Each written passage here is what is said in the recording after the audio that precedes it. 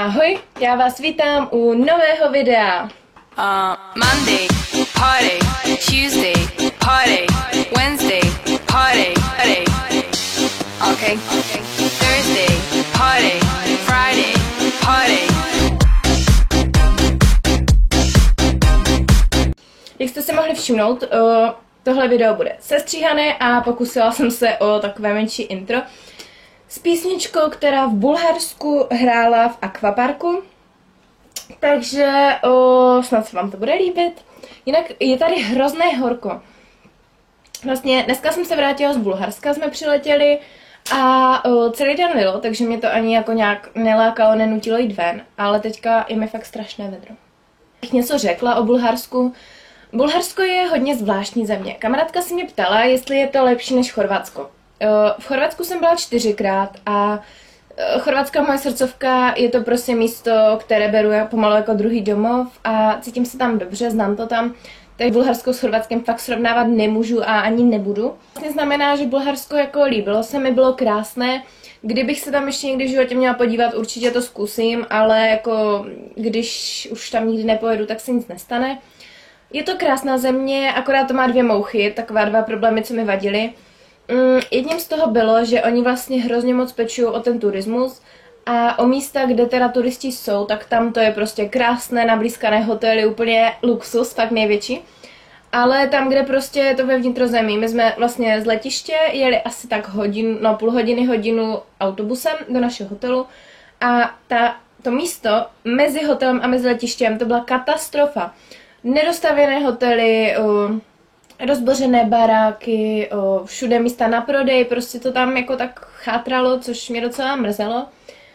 A druhý problém, který mi vadil, byla obsluha v restauracích. My jsme totiž měli v hotelu jenom snídaně a večeře, tudíž jsme na obědy chodili vlastně vždycky z moře někam do restaurace a ta obsluha byla hrozná. Oni prostě mají na všechno čas, oni prostě to, že vy si sednete a oni vám za 20 minut přinesou jídelní lístek, 20 minut trvá jídlo, další půl hodina, než vůbec vám přinesou účet, tak to jako jim nějak nevadí, tak co.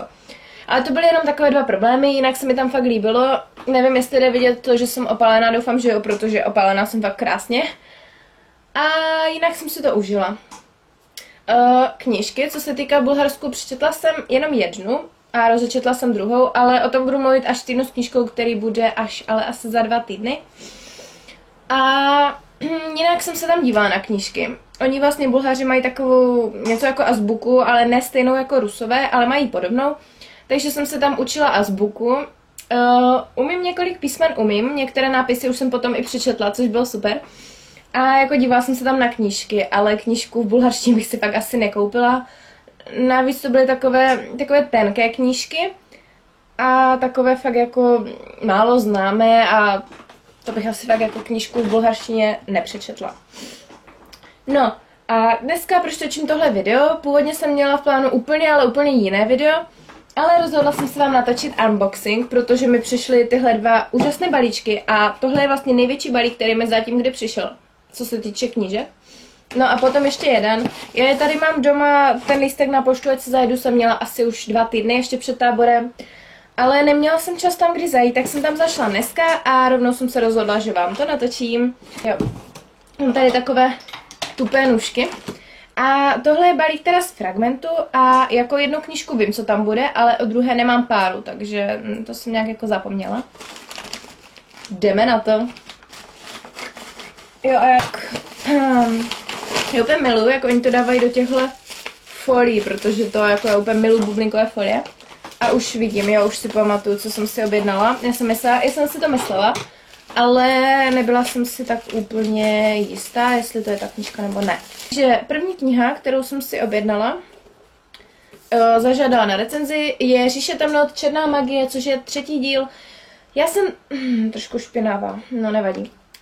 Druhý díl jsem četla loni o prázdninách na dovolené a hodně se mi líbil, vlastně dalo by se říct, že asi víc než ten první a vím, že to má strašně hodně dílů a úplně šíleně miluji ty obálky, tak jsem si řekla, že si přečtu i 3.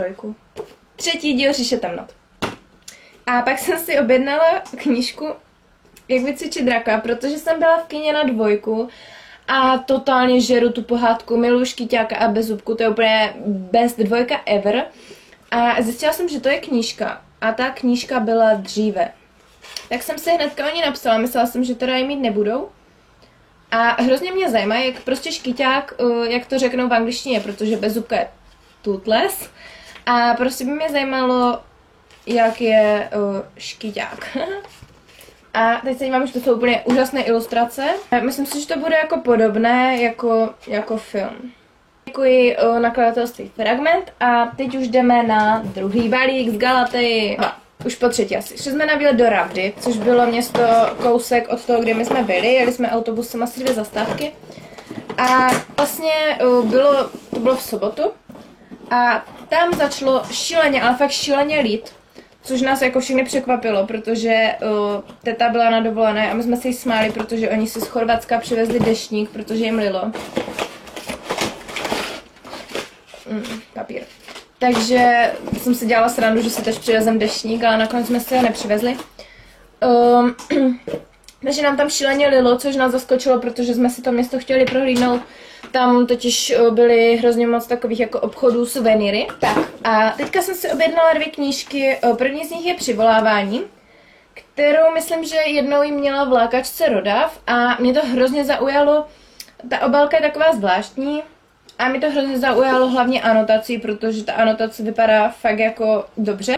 No a další knížku jsem si vybrala Hrej tajně, která vyšla, kdy vyšla? Květen, červen, tak nějak? Mně se první díl jako docela líbil.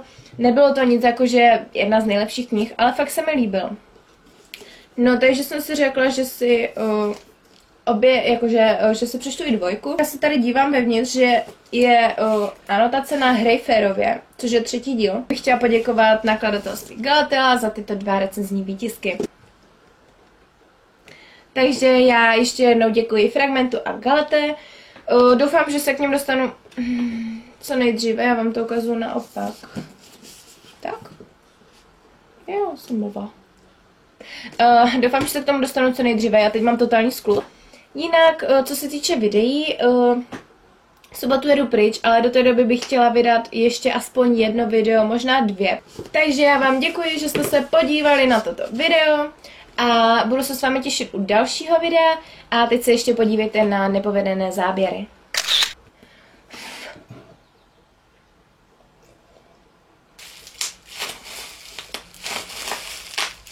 Tak nic. Úplně úžasně to voní prostě. Jo. Co? Teď začalo lítat úplně. Fuj. To je jako vážně, ale. Děkuji za zhlédnutí, děkuji vám za všechno a určitě se můžete těšit na speciální video. Ahoj!